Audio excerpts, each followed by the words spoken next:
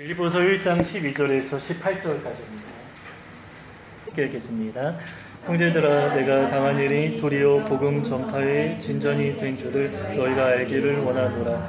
이러므로 나의 내임이 그리스도 안에서 모든 시위대 안과 그 밖의 모든 사람에게 나타났으니 형제 중 다수가 나의 내임으로 말미암아 주 안에서 신뢰함으로 겁없이 하나님의 말씀을 더욱 담대히 전하게 되었느니라. 어떤 이들은 투기와 분쟁으로, 어떤 이들은 착한 뜻으로 그리스도를 전파하나니 이들은 내가 복음을 변증하기 위하여 세우심을 받은 줄 알고 사랑으로 하나. 그들은 나의 매일매일 괴로움을 더하게 할 줄로 생각하여 순수하지 못하게 다툼으로 그리스도를 전파하느니라. 그러면 무엇이냐? 거칠애로 하나, 참으로 하나, 무슨 방도든 전파되는 것은 그리스도니 이로써 나는 기뻐하고 또한 기뻐하리라. 아멘. 여전히 코로나 때문에 전 세계가 몸살을 앓고 있는 중입니다. 우리 한국은 조금 잦아드는 중인데 전 세계적으로는 감염자 수가 점점 더 늘어나고 있다고 합니다. 이러한 상황을 겪으면서 모두가 힘들었지만 교회도 여러 면에서 어려움을 겪었고 또 지금도 어려움을 겪고 있습니다. 한동안 많은 교회에서 온라인 예배를 드렸는데요. 이제 현장 예배를 다시 드리게 된 지 꽤 되었죠. 그런데 교회마다 조금 당황하는 중이라고 합니다. 왜냐하면 온라인 예배를 드리던 성도들이 다시 현장 예배로 돌아올 것을 기대했는데 생각보다 많이 돌아오지 않더라는 것입니다. 그 짧은 기간에 온라인 예배에 아주 빠르게 성도들이 잘 적응한 것이죠. 코로나가 바꿔놓은 가장 대표적인 문화가 여러분 언택트 요즘에 많이 좀 들어보고 계시죠? 이 컨택트를 바꾸어서 말하는 것인데 접촉하고 대면하는 문화에서 이제는 비대면 온라인 문화로 빠르게 바뀌었는데 교회 성도들도 여기에 금세 적응해버린 것입니다. 그러나 제가 자주 강조하듯이 교회 본질은 대면하는 공동체에 있습니다. 그래서 교회마다 아마 고민이 많을 것입니다. 우리 교회도 대면하는 공동체의 그 본질을 지키고자 가정교회 지도자를 세우려고 하는데 가장 적절한 방법이다. 저는 그렇게 생각하지만 그럼에도 저에게 고민이 아예 없는 것은 아닙니다. 왜냐하면 전도를 못하고 있는 상황이기 때문입니다. 우리 교회는 올해 1월부터 전도하기 시작했는데요. 그 전도를 시작한 지 얼마 되지 않아서 이 코로나가 생기고 이게 다 막혀버리게 된 상황입니다. 전도는 교회 사명 중에 가장 중요한 것 중에 하나인데 이 활동에 관해서 우리가 고민하지 않을 수 없는 것이죠. 그런데 본문에서도 아주 비슷한 이야기를 하는데요. 바울과 당대 교회가 처한 상황을 생각하면 우리와 이유는 다르지만 복음을 전하는 데 있어서 상당히 위축되어 있는 상황이라는 것을 우리가 알 수 있습니다. 왜냐하면 복음을 전하는 사람들마다 감옥에 갇히고 또 순교하는 일들이 많이 일어났기 때문이고요. 바울도 지금 로마의 감옥 안에 갇혀 있습니다. 이 사건은 로마 세계 안에서 상당한 이슈가 되었습니다. 왜냐하면 바울은 굉장히 어떤 면에서 악명이 높은, 어떤 면에서 잘 알려진 사람이었기 때문이죠. 총독이나 지도자들까지도 바울을 모르는 사람이 없을 정도였습니다. 그래서 바울을 감옥에 잡아두는 것이 로마 세계 안에서 많은 사람들에게 어떤 메시지가 되었을 것입니다. 너희도 복음을 전하면 너희도 이와 같이 된다. 이러한 경고의 메시지가 되는 것입니다. 그래서 당시 복음을 전하는데 상당히 위축되어 있지 않았을까 그러한 생각이 듭니다.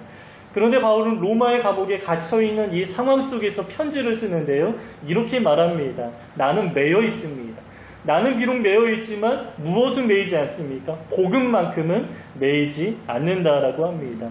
그 증거가 오늘 본문뿐만 아니라 다른 성경에도 나오는데 정확하게 사도행전 28장에 이 바울이 빌립보서를 쓰는 시점과 사도행전 28장이 같은 시점인데요. 여기에서도 같은 관점에서 기록하고 있습니다. 근데 빌립보서는 바울이 썼지만 사도행전은 누가가 쓰지 않았습니까? 그런데 같은 상황에서 두 사람이 이 상황을 똑같이 인식하고 있었다라는 것입니다. 그 내용이 무엇입니까?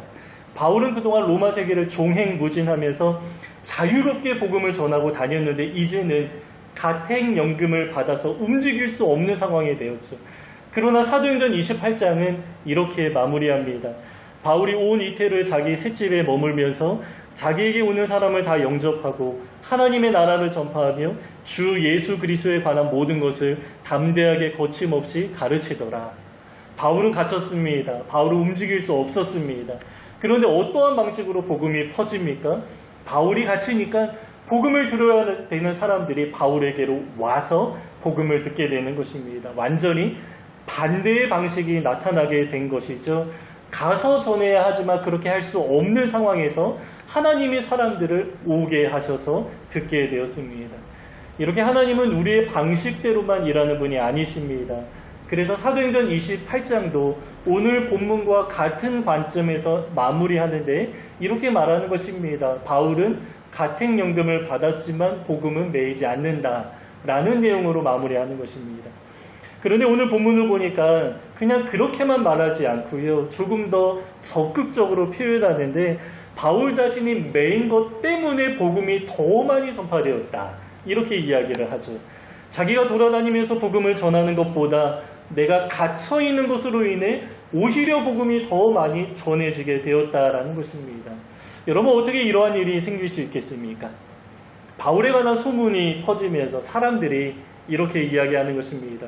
바울이 전하는 복음은 황제가 하나님의 아들이 아니라 예수 그리스도가 하나님의 아들이래 이렇게 말하는 것입니다. 이 내용 자체가 복음이죠.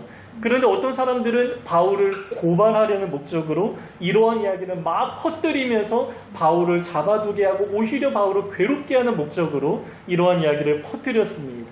그로 인해서 바울이 괴롭게 되었지만 결과적으로 어떻게 됩니까? 복음에 관해 더 많은 사람들이 듣게 되었다라는 것입니다.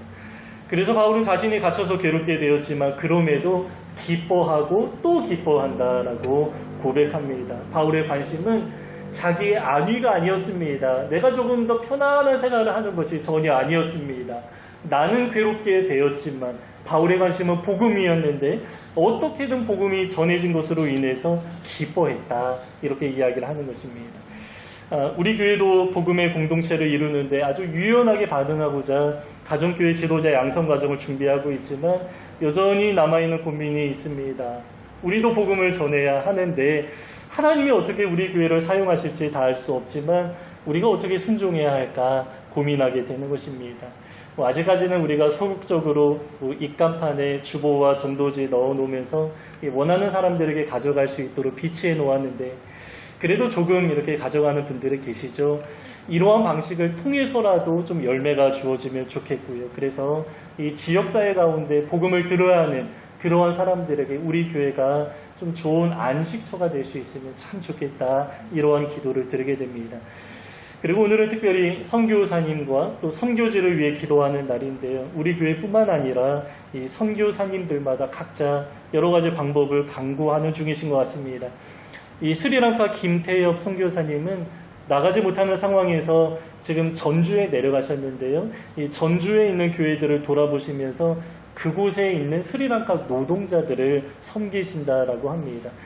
사실 예전에 선교사님과 대화를 나누기로는 이 일이 선교사님의 아주 큰 비전이었는데 내가 은퇴하고 나서 10년 후에 이러한 방식으로 한국의 노동자들을 섬기겠다 이러한 계획을 나누셨는데 요즘에 이렇게 활동하시는 걸 보면 하나님이 10년 후에 일하실 것을 조금 앞당기신 것이 아닌가 이러한 생각을 하기도 합니다. 그리고 지금은 또 이제 기도 편지 이제 보고 있는데 온라인으로 로마서 강의를 또 준비하고 있고 특별히 이제 스리랑카 언어를 통역할 수 있는 사람을 구해서 지금 이제 녹화하고 이제 또 강의를 하려고 또 계획하고 계십니다. 중국 선교지 또 우리의 관심이죠. 계속 유지되는 중인데요. 저는 개인적으로 유지되는 것만으로도 참 감사하게 됩니다. 원래 이 신학교는 한국교회 강사분들에게 약 70% 이상 의존되어 있었습니다. 그러나 한국에서 전혀 들어갈 수 없는 상황에서 그곳에 상주하는 스태프부가 학교를 관리하고 강의도 하는데 저는 이렇게 좀 느껴집니다. 아마 스태프 현지 사역자들이 좀 하나님 앞에 좀 잘 세워지는 그런 기회가 되지 않을까 생각하게 됩니다. 한국교회가 중국을 섬긴 지 꽤 오래되었는데 아직은 여러 면에서 중국이 한국을 의존하고 있지만 이제는 스스로 세워지는 그런 기회를 주시는 것이 아닌가. 여기에 또 하나님의 방법이 있겠다. 이러한 생각을 하게 되었습니다. 이처럼 하나님은 어떠한 상황이든 매이지 않으십니다. 모든 상황을 이용하고 사용하는 분이십니다. 헌신된 사람들뿐만 아니라 하나님을 믿지 않는 사람들을 통해서도 일하시고요. 또 여러 가지 자연 현상 속에서도 하나님은 여전히 일하고 계십니다. 그래서 우리가 코로나 때문에 여러 활동이 막혀있다 이렇게 생각할 수도 있지만 하나님은 다른 방식으로도 지금도 여전히 일하고 계십니다. 우리는 이렇게 신뢰하게 되는 것입니다. 그래도 지금 우리 관점에서 이해하기 어려운 면이 있기도 하지만 그래도 나중에 보면 하나님이 하셨습니다. 이렇게 우리가 고백하게 될 날이 오게 될 것입니다. 그래서 우리가 지금은 다 알 수 없지만 여전히 하나님이 일하십니다. 이 신뢰의 고백을 드리면서 우리가 하나님 앞에 나아가면 참 좋겠습니다. 우리 교회도 하나님이 그렇게 사용하시리라 믿습니다. 우리가 알 수 있는 것이 많이 없습니다. 하지만 여러분 우리 인생이 하나님의 손에 있죠. 우리 교회도 마찬가지입니다. 뭐 겉으로 볼 때 제가 이제 설교하고 인도하고 지도하는 것처럼 보이지만 예수님이 우리의 교회의 주인 되십니다. 그분이 직접 우리 교회를 이끌어 가십니다. 그래서 우리 교회도 하나님의 손 안에 있기 때문에 신뢰합니다. 고백하면서 우리가 평강을 누리면서 아주 자연스럽게 따라가기만 하면 되는 것이죠. 그리고 하나님은 당신의 방법에 따라 또 전 세계 곳곳에서 여러 가지 방식으로 일하실 것입니다. 여러분 한 가지 분명한 사실은 하나님은 우리의 기도를 통해 사용하신다라는 것입니다. 우리가 하나님이 여전히 일하십니다. 이 고백을 드리면서 기도하며 나아갈 때 하나님이 지금 이 시간 우리의 기도를 사용하시리라 믿습니다. 여러분 복음은 매이지 않습니다. 네, 우리는 매일 수 있지만 복음은 매이지 않는다. 이 사실을 신뢰하면서 우리가 함께 이 기도의 시간을 갖도록 하겠습니다. 우리 말씀 다시 한번 읽고 오늘 설교를 마무리하겠습니다. 우리 12절부터 함께 읽겠습니다. 형제들아 내가 당한 일이 도리어 복음 전파의 진전이 된 줄을 너희가 알기를 원하노라. 이러므로 나의 매임이 그리스도 안에서 모든 시위대 안과 그 밖에 모든 사람에게 나타났으니 형제 중 다수가 나의 매임으로 말미암아 주 안에서 신뢰함으로 겁없이 하나님의 말씀을 더욱 담대히 전하게 되었느니라. 어떤 이들은 투기와 분쟁으로 어떤 이들은 착한 뜻으로 그리스도를 전파하나니 이들은 내가 복음을 지키기 위하여 세우심을 받은 줄 알고 사랑으로 하다. 그들은 나의 매임에 괴로움을 더하게 할 줄로 생각하여 순수하지 못하게 다툼으로 그리스도를 전파하느니라. 그러면 무엇이냐? 거칠애로 하나 참으로 하나 무슨 방도로 하든지 전파되는 것은 그리스도니 이로써 나는 기뻐하고 또한 기뻐하리라. 아멘.